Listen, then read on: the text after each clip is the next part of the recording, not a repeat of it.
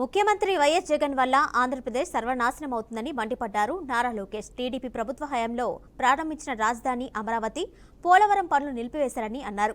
CM అనాలోచిత నిర్ణయాల వల్ల ఫాక్స్కాన్, అమర్ రాజా, జాకీ వంటి పరిశ్రమలను పొరుగు రాష్ట్రాలకు వెళ్లిపోయాయని అన్నారు లోకేష్. దానికి కారణం ఏంటంటే నిజాం గారి దగ్గర నుంచి బాబు గారి వరకు దాని తర్వాత వచ్చిన ప్రతి ముఖ్యమంత్రి కూడా హైదరాబాద్ అభివృద్ధికి అడ్డం పడలా. సో బాబు గారి తర్వాత రాజశేఖర రెడ్డి గారు వచ్చారు, రోసయ్య గారు వచ్చారు, కిరణ్ కుమార్ రెడ్డి గారు, కేసీఆర్ గారు, ఇప్పుడు రేవంత్ గారు ఉన్నారు. అందరు కూడా హైదరాబాద్ అభివృద్ధికి వ్యతిరేకంగా పనిచేయలేదు. అంతెందుకమ్మా, భారతదేశ చరిత్రలో ఏ ముఖ్యమంత్రి కూడా రాష్ట్ర అభివృద్ధి వ్యతిరేకంగా పనిచేయలేదు. There is only one person who will get that award, that is Jaganmohan Reddy గారు.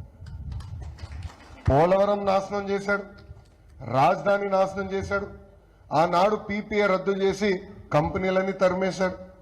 Amar Raja batteries is the largest highest tax paying company in Andhra Pradesh, highest tax payer.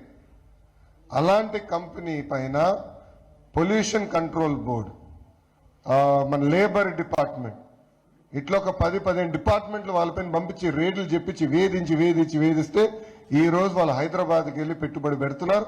20,000 మందికి ఉద్యోగాలు కల్పిస్తున్నారు.